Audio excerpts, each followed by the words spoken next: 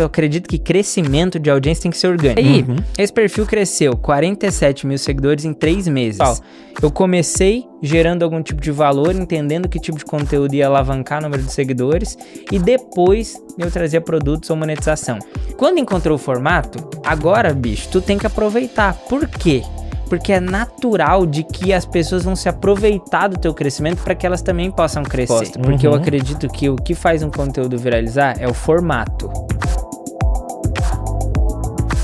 Quando eu descobri que eu era bom no que eu fazia, foi que eu criei um perfil. Esse perfil primeiro que eu falei era de divulgação de jovens. Chamava Sou Teenager, de Sou Adolescente na época. E aí, esse perfil cresceu 47 mil seguidores em 3 meses. 47 mil seguidores naquela época era muita coisa. Orgânico. Sempre foi, todo o crescimento, eu acredito que crescimento de audiência tem que ser orgânico. Venda, você coloca tráfego pago. Mas aí, eu descobri que alguma coisa eu fazia bem. E eu gostava de fazer aquilo. Então eu ia pra escola e eu não queria trocar ideia com ninguém. Eu queria ter tempo no intervalo para que eu fizesse as minhas publicações. Era isso que eu queria fazer. E a minha família nunca soube, velho. Porque eu sou de guardar segredo das minhas coisas. Eu não gosto de ficar... Olha, eu fiz tal coisa. Primeiro eu faço, tenho resultado e depois eu conto. Porque eu nem acreditava que a minha família ia deixar eu continuar fazendo aquilo. Não ia entender, né? Enfim. Cara, o meu vô, esses dias eu fui nos stories, perguntei pra ele, vô, você sabe o que eu faço? Ele falou, eu acho que você é técnico de informática. Assim, mano, meu vô deve estar de sacanagem comigo, né? Mas não entende, então eu não perdia muito tempo com isso. Eu literalmente fazia. Só que aí eu comecei, no primeiro ano eu estudava numa escola pública. Tomei 2 recuperações em 2 matérias. Aí no segundo ano, eu decidi pegar o dinheiro que eu tava ganhando e ir pra uma escola privada. Eu queria ir pra uma muito boa lá de Brasília, mas não conseguia por causa dessas 2 matérias. Então eu precisava ir pra uma escola que aceitava dependência sem reprovação. Perfeito. E aí eu fui pra uma escola lá e aí eu comecei a pagar a minha escola, comecei a ajudar dentro de casa. Cara, meu avô morava, velho, numa casa que era do tamanho desse lugar aqui onde a gente tá. A nosso apartamento era uma kitnet pequenininha e a minha vida foi basicamente lá. E eu sempre fui muito dedicado, mano. Então, eu nunca fui pra festinha, eu nunca fiquei de rolezinho na cidade pequenininha, nada. Eu era muito dedicado e os meus amigos não sabiam o que eu fazia. Então eu ia pra escola... E na escola mesmo eu já fazia meus negócios, voltava pra casa, continuava e era sempre assim. Foram muitos anos assim. Só pra você ter uma ideia, eu já fiz mais de 100 mil publicações no Instagram. E em vários perfis que você foi criando dentro dessa mentalidade. Depois que eu descobri que eu era bom naquilo, aí eu comecei a criar outros. Como eu percebi que aquela ideia de divulgar o meu perfil pessoal não ia pra frente, eu peguei aquele perfil, eu vendi ele, e aí eu comecei outro perfil. Aí nessa época eu já tinha entendido que o que ia rolar era entretenimento. E aí eu fui criando e aí quando eu fui criando eu fui criando outros para que esse mandasse audiência pros outros e eu pudesse criar vários. Aí nessa época eu criei perfil de meme, criei perfil de história, criei perfil de moda. Eu ia também fazendo alguns que mesmo que eu não entendesse o assunto, mas davam dinheiro, eu ia fazendo. Aí eu fiz alguns de moda, depois eu larguei, mas também criei coisas que eu gostava muito. Por mais que eu não era um bom aluno, tinha uma matéria que eu gostava muito, que era história. Eu tive 2 professores no ensino fundamental, essa era uma escola pública que eu tava ainda. Um professor chamado Júlio e uma professora chamada Aide, que eles eram maravilhosos como professores de história. E eu gostava tanto daquilo, que nessa época eu criei um perfil de história. Hoje é o maior perfil de história do Brasil. Tem quase 3 milhões de seguidores. Qual perfil que é? Chama História em Imagens. Que legal. É gigantesco. Aí eu fiz algumas coisas porque eu gostava, outras porque eu achava que dava dinheiro. E aí assim foi. E nesse ecossistema, né, focado principalmente nesses perfis de Instagram, com crescimento orgânico que foi virando cada vez mais a sua especialidade, né? E você é a maior, talvez, autoridade, principalmente no Instagram, sobre crescimento orgânico. Como que você foi descobrindo as formas de monetizar? Cara, olha que coisa interessante. Eu sempre acreditei que o dinheiro vem depois e não antes. Eu acho que as pessoas, quando vão criar os negócios delas dentro das redes sociais, elas erram nessa premissa, porque elas querem começar através do dinheiro. Então, você precisa saber o que você quer vender, mas você não precisa começar querendo vender. E eu sempre tive, em todos os meus, até no meu perfil pessoal, eu comecei gerando algum tipo de valor, entendendo que tipo de conteúdo ia alavancar o número de seguidores, e depois eu trazia produtos ou monetização. Mas eu entendi rapidamente que a forma de ganhar dinheiro era com publicidade nessa época. Só que tinha uma questão. Ou você vendia publicidade pra loja pequena, pra marca pequena e ganhava pouco.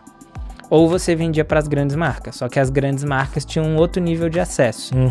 E eu sempre fui preocupado com entrega. Então eu pensava assim, pô, se eu fechar com essa marca, eu preciso ser o melhor pra entregar, porque se eu for melhor, é bem possível que ela me contrate de novo. Sim, pode subir o preço depois e por aí vai. Sim, só que na prática era tipo assim, se eu olhasse pro resultado que eu entreguei e eu não ficasse positivo com aquilo, eu entregava outro post sem nenhum custo pra mostrar pra pessoa. Por exemplo, no Story Imagens, até hoje, Story Imagens é o nosso carro-chefe.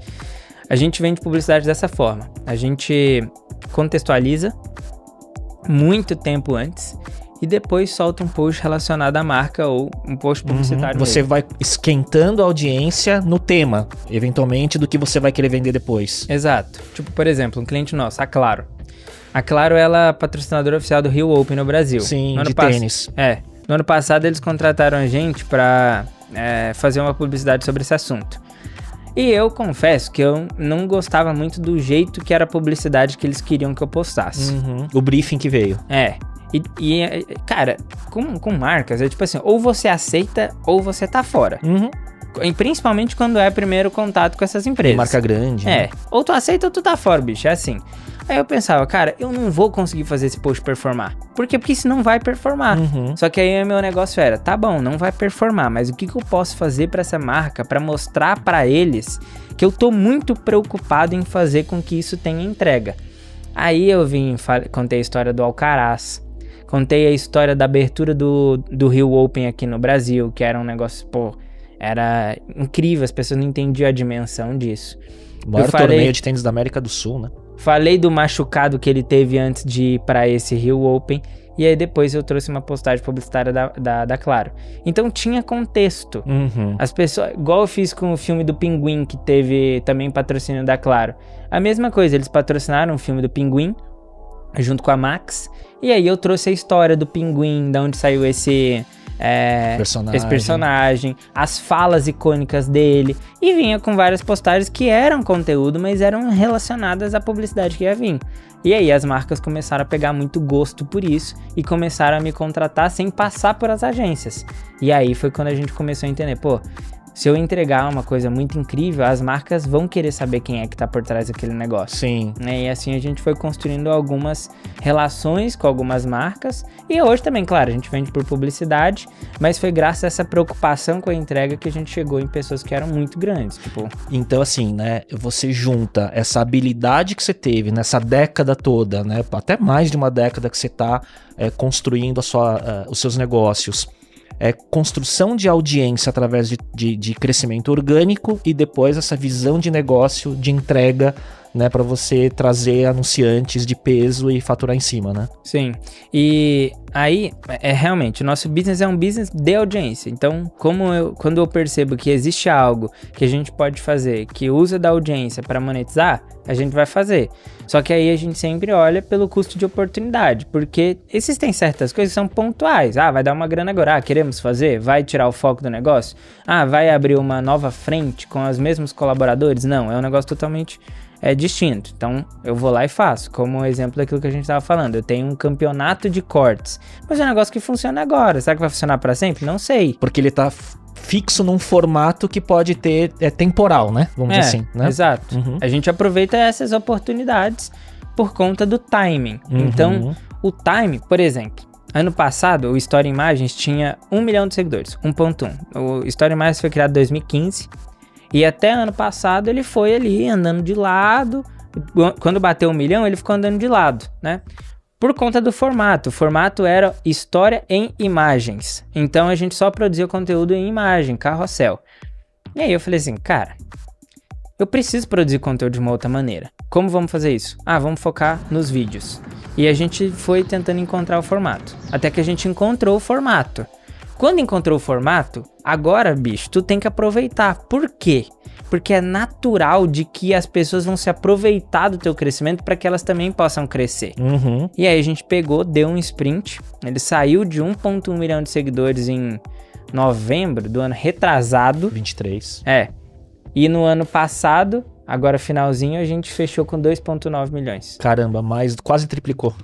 Eu aumentei, saiu de 1,1 para 2,9, quase triplicou. Em menos de um ano. E você usou, então, obviamente, né, de todos os formatos e óbvio que você achou seu modelo, mas, por exemplo, aproveitou muito de Reels. Sim. Né, que gera descoberta, né? Só que aí olha que coisa interessante. 1,1 milhão de seguidores vieram por conta de imagem. O restante veio por conta de vídeo. Então, você fez com que... Hoje eu posto de tudo. Só que a gente tem audiência querendo consumir formatos diferentes. E isso faz o poder do perfil. Porque tudo funciona. Você não tá refém de uma coisa só. Exato. Né? E acontece com frequência de você ver da pessoa, ela cresceu só com formato. Ela tenta postar outro e não funciona. Então, a gente teve essa preocupação de construir um negócio que fosse funcional para quem tava ali. Porque imagina, era só foto. Aí do nada começa a ter vídeo. Sim. E o cara gosta de foto. Tem espaço para você também. Perfeito. E Ézer, desde que você começou até agora, a gente chega num momento, né, que quando vê algumas pesquisas de mercado, fala-se que o Brasil tem 10 milhões de criadores de conteúdo, que se declaram criadores de conteúdo, né, que é quase 4, 5% da população brasileira, né. Então a gente tem um volume de conteúdo cada vez maior nas redes sociais, formatos que estão mudando, algoritmos mudando, competindo por uma audiência limitada, que a gente estava até falando isso, né? Principalmente em língua portuguesa, no nosso caso aqui no Brasil. O que você acha que são os princípios que fazem um perfil gerar relevância, crescimento orgânico com autoridade, princípios que funcionavam desde que você começou, que ainda continuam funcionando hoje, e é só uma questão de adaptação, de entender formatos do momento? Cara, eu acho que na tua própria pergunta tem uma parte da resposta, porque eu acredito que o que faz um conteúdo viralizar é o formato. Mas é assim, ó. Veja, como que você começa a seguir uma pessoa dentro das redes sociais? Você tá ali vendo a tua aba explorar e aí você vê um vídeo. Você acha, vídeo interessante. Você não começa a seguir essa conta ainda. Mas aí depois, você tá ali passando, vai daqui 2, 3 dias você vê aquela conta de novo. Aí você, interessante. Aí você tá passando o dia, voltou aquela conta aparecer pra você. Aí você fala assim, já é a terceira vez que eu vejo esse conteúdo. Por que eu não tô seguindo essa conta ainda? Só que o que acontece? Para esse efeito acontecer, você não pode ficar mudando as coisas o tempo todo.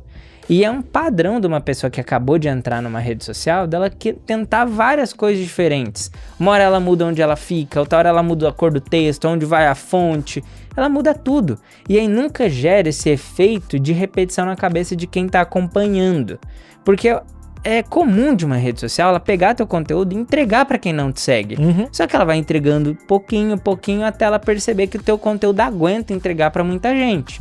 Gerando retenção, né, com as métricas certas, né? Todos os princípios que vem ali, né? Só que aí a pessoa não para de mudar a edição, o formato e tudo. E aí ela nunca consegue ter resultado, porque toda hora ela tá fazendo um negócio diferente, ela nunca tá gerando esse reconhecimento, porque a gente começa a seguir, veja, teu próprio podcast, toda hora tu ficar mudando a cor do fundo aqui, ou toda hora o fundo tudo bem, é um detalhe, vai, mas se tu toda hora ficar mudando o texto que vai nas edições dos Reels, a música que vai no fundo, tipo assim... Enquadramento, né? Se toda hora tu faz de um jeito diferente, as pessoas nunca vão reconhecer. Por exemplo, o que tá escrito aqui na televisão. Se tu ficar mudando o que tá escrito aí, as pessoas não vão lembrar que era desse podcast. Então, a gente precisa ter um padrão de algo que funciona e repetir. Agora, claro, tô aqui repetindo, não tá dando resultado, beleza, então vamos tentar uma coisa diferente, mas não muda tudo, muda uma coisa ou outra para você perceber se a tua mudança teve alguma relevância, porque às vezes é que você ainda não sabe produzir conteúdo, e aí eu digo assim, nem todo conteúdo começa do começo. Como assim? Vamos supor que eu tô aqui conversando com você. Se eu pego essa parte, vamos supor que eu tô aqui conversando com você. Totalmente desinteressante isso. Agora, se eu pego um outro momento que eu pego e falo assim, cara, tu vai viralizar se tu fizer isso que eu vou falar aqui agora. Isso funciona no começo. Mas tá vendo que não era o começo de quando eu de fato mudei de assunto? Então nem todo conteúdo começa do começo. Tá tudo bem você pegar uma parte que foi lá mais pra frente e colocar ela no começo e depois voltar ao raciocínio.